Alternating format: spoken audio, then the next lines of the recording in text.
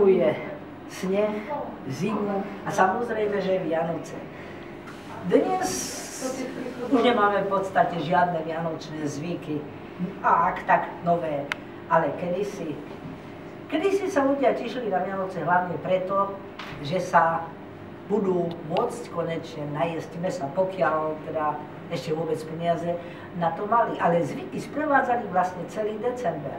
Začalo to Mikulášom a čertom, ktorého volali Krampus. Hoci toto považujem za taký nejaký novší zvyk, ale potom prišla pohanská Lucia, kde si dievčatá robili lístočky s menami svojich chlapcov, a ktorý ostal posledný, tak to boli vyvolení.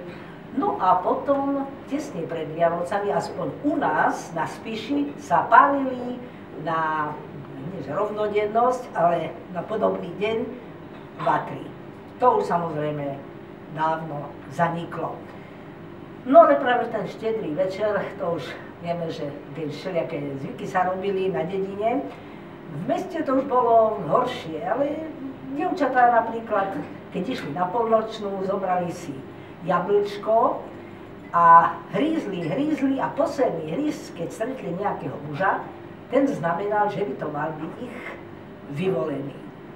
Do kostola sa v nedeľu chodilo iba do kostola sa chodilo, že v nedeľu, ale na štedrý večer, iba u evanielikov, katolíci mali svoju polnočnú, potom trúbili, bili bičami a to vyháňali strigy.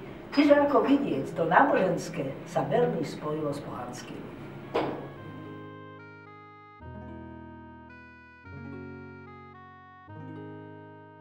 Vieme z histórie, že boli popravení preto, lebo bojovali s uhorskými povstalcami proti cisárovi. Ale Jakub Kraj sa zakúkal ako muž do mladej vdovy po Martinovi Kornidesovi, lenže vraj to bola krásna žena. Z prvého manželstva nemala deti. Ona dala prednosť príšelcovi Jakubovi Krajovi. A oheň bol na streche. Jakub Kraj okrem toho, že bol viacnásobným richtárom Kežmarku, legendárnym richtárom, skutočne patril k tým najlepším, čo Kežmarok